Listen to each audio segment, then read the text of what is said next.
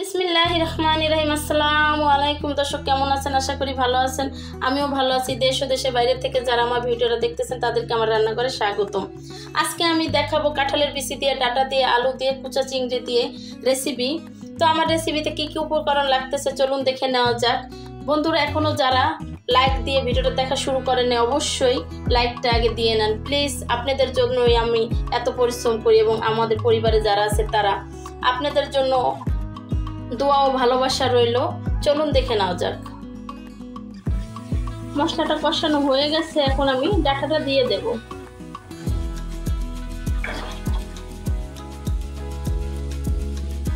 ডাটাটা দিয়ে দেব এবং খুব সুন্দর করে আমি এটাকে নেড়ে নেড়ে কষিয়ে আমি সিদ্ধ করে নেব। আমি একদমই ঢেকে দেব না, এভাবে করে নাড়তে নাড়তে যখন দেখব সিদ্ধ হয়ে নরম হয়ে গেছে তখন আমি ঝোল দিয়ে দেব। হয়ে গেছে কষানো, এখন আমি পানি দিয়ে দেব।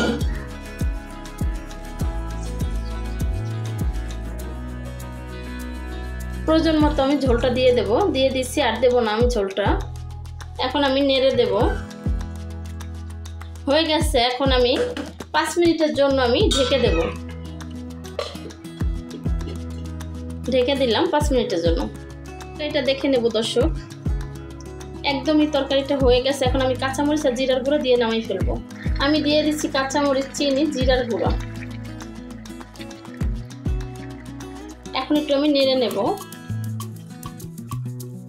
দর্শক, আমার রেসিপিগুলো যদি ভালো লেগে থাকে অবশ্যই লাইক, কমেন্ট, শেয়ার করুন, সাবস্ক্রাইব করে দিয়ে আমার পাশে থাকবেন। আমি চুলার জালটা অফ করে দিয়েছি। এখন আমি ডাটা আর সবজিটা আমি বাটিতে পরিবেশন করে নেব।